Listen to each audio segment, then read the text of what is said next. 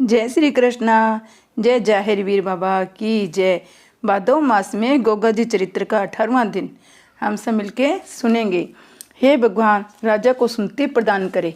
कन्या की इच्छा तो बागड़ में ब्याह करवाने की है। 3.5 फेरे हो चुके हैं। मेरी सीरियल क्षत्रिय वंश की कन्या है। अपनी जान दे देगी पर बागड़ के राजकुमार के अलावा दूसरी जगह ब्याह नहीं करवाएगी। इधर तो रानी सिरोजा इस प्रकार सोच फिक्र में डूब रही थी। उधर ताखी मक्खी बना राजा की बात गौर से सुन रहा और समझ रहा था। रानी सिरोजा और उसके भतीजे ने राजा सीजा सिंह को हर तरह समझाया कि अपने वचन अनुसार ब्याह बागड़ में ही करना चाहिए, मगर राजा ने अपनी जिद के सामने इनकी एक न मानी। राजा पुरोहित से कहकर लगन पत्रिका की तिथि और वार बदलवा दिया। राजा पुरोहित से गलत लगन पत्रिका तैयार करवाई। उन्होंने विचारा जब तक बागड़ वालों की बारात आएगी सीरियल अपने ससुराल आमेर पहुंच चुकी होगी। इसी समय राजा के प्रधानमंत्री के ने कक्ष में आकर कहा, पुरोहित जी ने कहा है लगन की दुहरी समस्त सामग्री एकत्रित हो चुकी है, अब आपके पधारने की देरी है।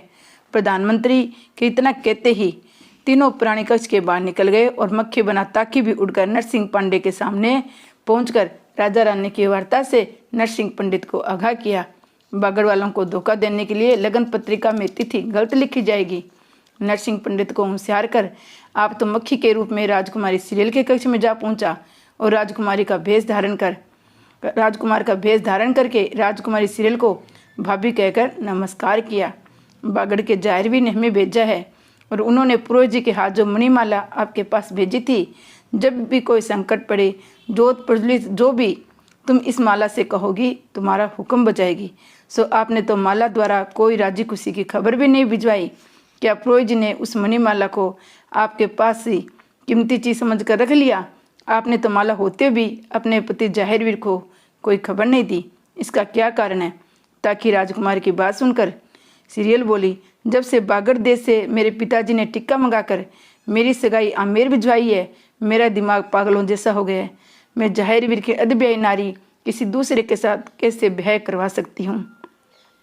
पिताजी की जिद है, मैं चौहानों में अपनी बेटी नहीं ब्याहूंगा। मैं जब अपने पिता के जिद्दी स्वभाव से परेशान थी तभी पुरोहित जी ने आमेर से लौटते समय माला दी थी।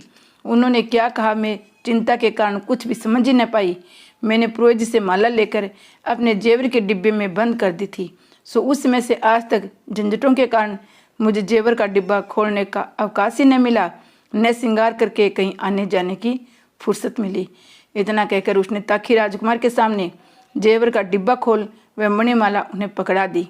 इधर बुढ़िया नाग ने ताखी को पहचान कर कहा, तुमने मुझे यहाँ आकर केस से रिहा करवाया, मैं इसका बदला कैसे उतारूंगा? गोगा जी व राजा वासुकी वगैरह हमारे सब साथी प्रसन्न तो है। ताकि ने कहा, सब मौज में है। अब तुम भी राजकुमार का भेष बनाकर भाभी सीरियल को नमस्कार करो, जिससे फिर तुम्हें डिब्बे में बंद करने के लिए न मांगे।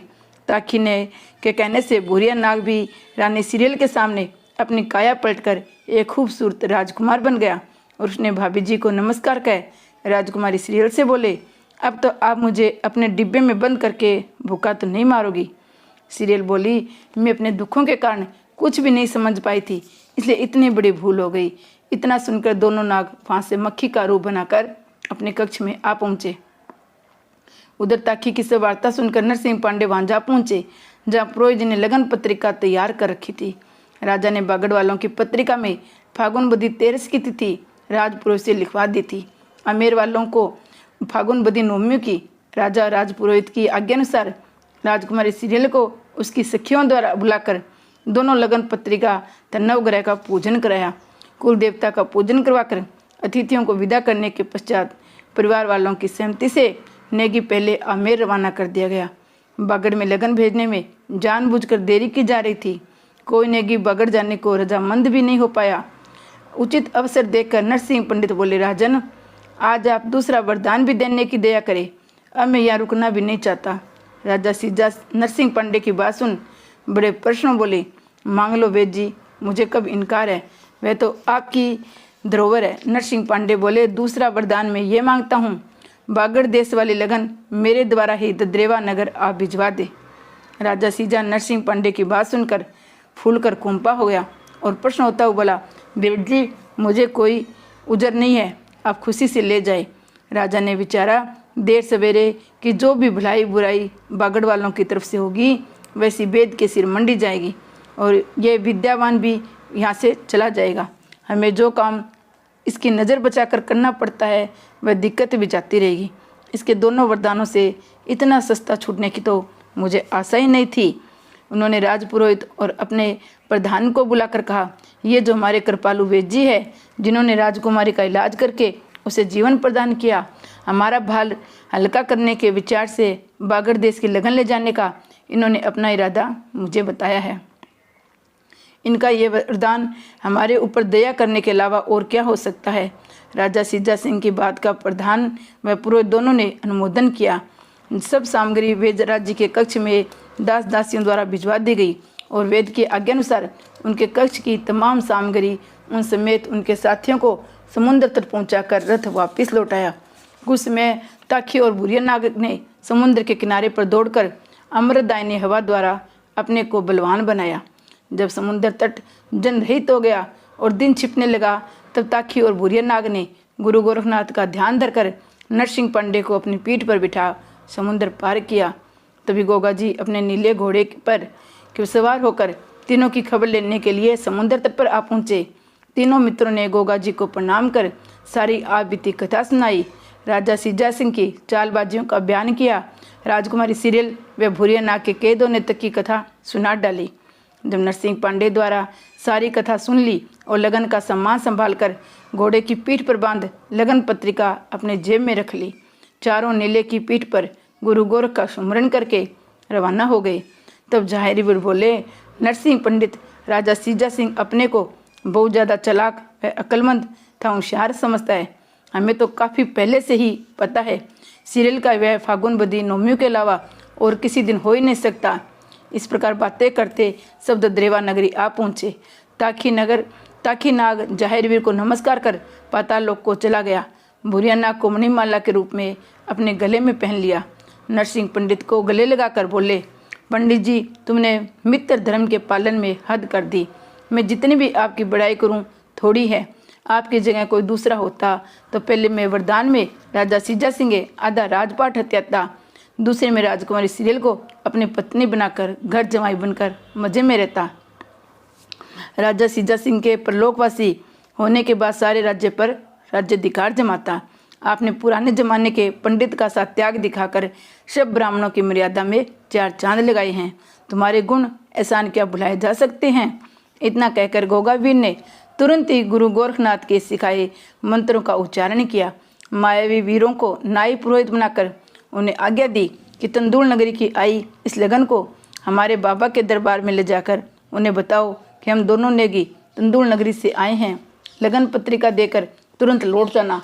दान दक्षिणा जो मिले वह ले लेना। साथ ही बाबा जी से यह भी कह देना कि हमारे राजा सिज्जा सिंह यहाँ के लगन से आगे 4 दिन की तिथि लिखने का रिवाज है। वैसे ब्याह फागुन बदी नौमी का है। दोनों वीर नाई ब्राह्मण के बहाने में राजा उमा सिंह के दरबार में हाजिर हुए।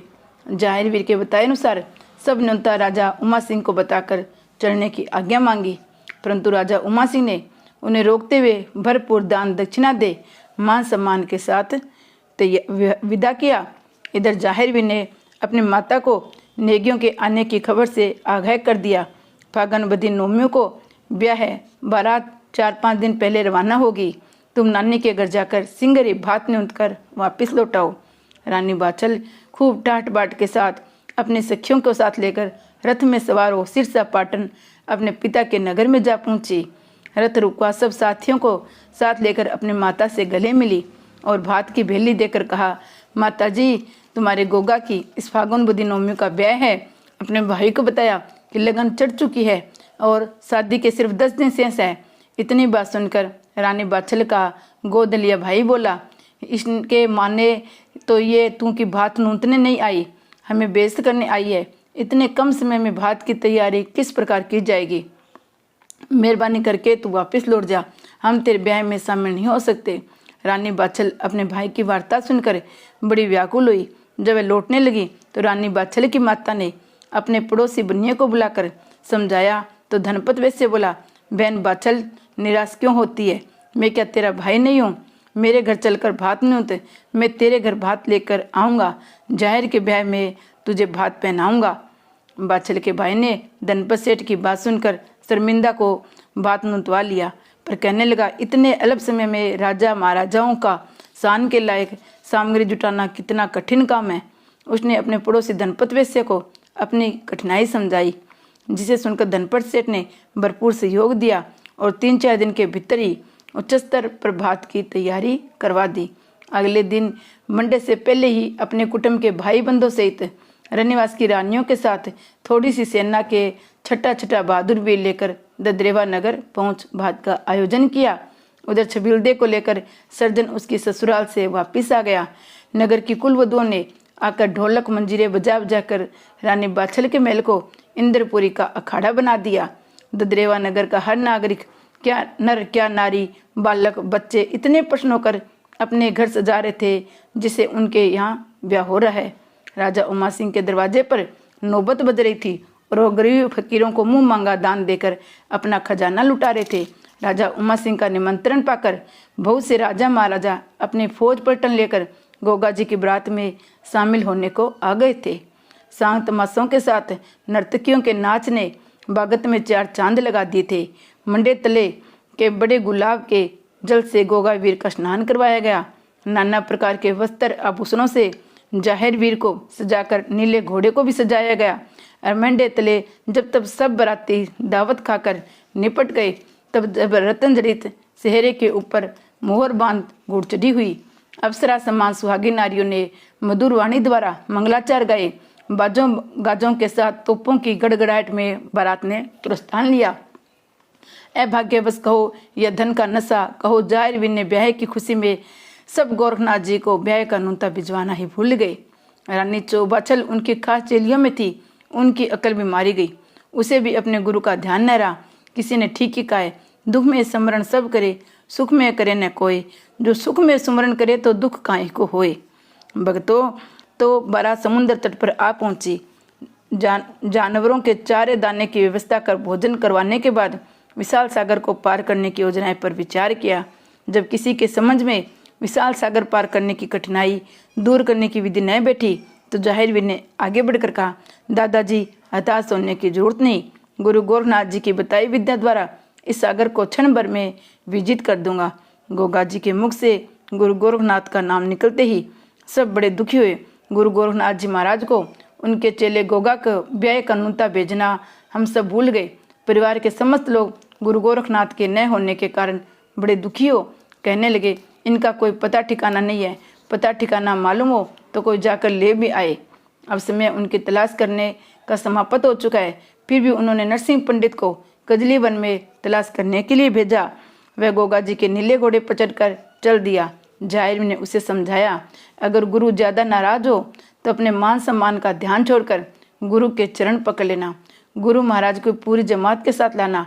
जब तक तुम नहीं लौटोगे हम यहाँ तुम्हारा इंतजार करेंगे। तुम्हें अति समझदार समझकर ही ये काम सौंपा है। नीला घोड़ा कजली वन के मार्ग से परिचित था। जाहिर के साथ धुनी पर कई बार जा चुका था। नीला अति सिंगर आसमान के रास्ते गुरु गोरख के आश्रम में जा पहुंचा। ओगोनाथ वगैरह ने जाहिर के नीले घोड़े पर नरसिंह पांडे को आता देखा। सभी संत तरह तरह की शंकाओं के वशीभूत हो गए और पांडे को आश्रम में उतरते ही जाने को आतुर हो गए। नरसिंह पांडे ने गुरु गोरख की ध्वनि पर पहुंच गुरु चरणों में शीश नवाया। गुरु गोरखनाथ ने शांति दर्शाते हुए नरसिंह पांडे को शीश पर अपना हाथ रख आशीष दी और पूछा, जाहिर की ब्याह की तैयारी कैसी चल रही है? खूब धूमधाम धड़ाके से हो रही होगी। तुम्हारे साथी तो सब सुखी हैं। गुरु के वचनों को सुनकर नरसिंह पांडे दंग रह गए और बोले, गुरुदेव आपके सेवक सदा प्रश्न ही रहते हैं। गुरु गोरखनाथ जी बोले, नरसिंह जब बारात समुद्र तट पर पहुंच गई तो तुझ ब्राह्मण को क्यों मेरे गुस्से की अग्नि में सवा होने के लिए भेज दिया है? मैं और मेरी जमात का कोई संत इसमें तुम्हारे साथ नहीं जाएगा। त्रिकालदर्शी गुरु गोरखनाथ को दिव्य दृष्टि द्वारा सब दिखाई दे रहा था। नरसिंह के मुख से बोल नहीं निकला। उसने फौरन गुरु के चरण पकड़ लिए और अपराधों के लिए क्षमा मांगी। जमात सहित चलने की प्रार्थना की, परंतु गोरखनाथ टस से मस नहीं हुए और बोले, मैं 12 वर्ष घूम फिर कर अपने गुरु मच्छिंद्रनाथ को खोजकर अभी यहाँ आया हूँ। मुझे भगवान भजन करने दो। गुरु गोरखनाथ की बात सुनकर नरसिंह को जब कोई उपाय न सूझा तो उसने अपनी तलवार निकालकर अपनी गर्दन पर धरी और बोला, गुरुदेव, अब की बार आपने चलने से इनकार किया तो नरसिंह की गर्दन आपके चरणों में लौटती नजर आएगी। मुझे ब्राह्मण हत्या करना आपको पसंद है तो अलग बात है। इतना कहकर नरसिंह पांडे बालक की तरह फूट फूट कर रो पड़ा। नरसिंह पांडे की अधीरता और मित्र प्रेम व गुरु भक्ति देख गोरख गुरु के विचार ने पलटा खाया। नरसिंह पांडे की निश्चल भक्ति ने विजय पाई। गोरख गुरु हंसकर कहने लगे, इस जरा सी बात पर आत्महत्या को उतारू हो गया बेटा। आत्महत्या से बड़ा दूसरा पाप नहीं है। मैं तो तुम्हारी गुरु भक्ति की परीक्षा ले रहा था। अपने भक्तों के दुख निवारण हेतु तो मेरा जन्म हुआ है। इतना कह नरसिंह को बच्चे के समान पुचकार कर अपने गले से लगा लिया और उसके आंसू पूंछे। अपने 14 चेलों को फौरन तैयार होने की आज्ञा दी। चेले तो आज्ञा मिलते ही चटपट तैयार हो गए। ओगरनाथ ने सबकी आंखें बंद करने का आदेश दिया। जब सब ने अपनी आंखें मूंदी तो पल भर में ही देर न लगी। आंख खुलते ही सब गुरु भाई गोगा की बारात में गोरखनाथ की जय बोलते हुए सम्मिलित हो गए। गोरख गुरु का मैं जमात के साथ आया देखकर राजा उमा सिंह, जेवर सिंह, अर्जन सर्जन उनके सभी साथियों ने जाहिर के साथ जाकर गुरु के चरणों में माथा नवाया। आदेश शब्द कहकर गोरख के चरण छुए। उनकी भावनाएं गोरख गुरु से छिपी न रही। उन्होंने व्यर्थ समय गवाना उचित न समझा। अपने मंत्र बल के योग विद्या से ऐसी माया फैलाई कि हर व्यक्ति को गुरु गोरख अपने साथ ही खड़े दिखाई दिए। जब राजा उमा सिंह व जेवर सिंह ने उन्होंने कुशल क्षेम पूछी तो उनके सिर लज्जा से झुक गए।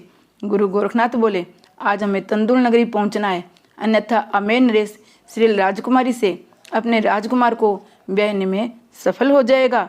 इतनी बात सुनकर अपने हाथ जोड़कर राजा उमा सिंह बोले, हे गुरुदेव, आप हमारी भूल को क्षमा कर दो। अपनी आज्ञा देकर हम लोगों द्वारा बारात को जैसा समझे वैसा प्रबंध कराओ। राजा उमा सिंह की प्रार्थना सुनकर गोरख गुरु ने अपने उड़न खटोले पर घोड़े, हाथी और जानवरों इस सब को मक्खी बनाकर बैठा दिया।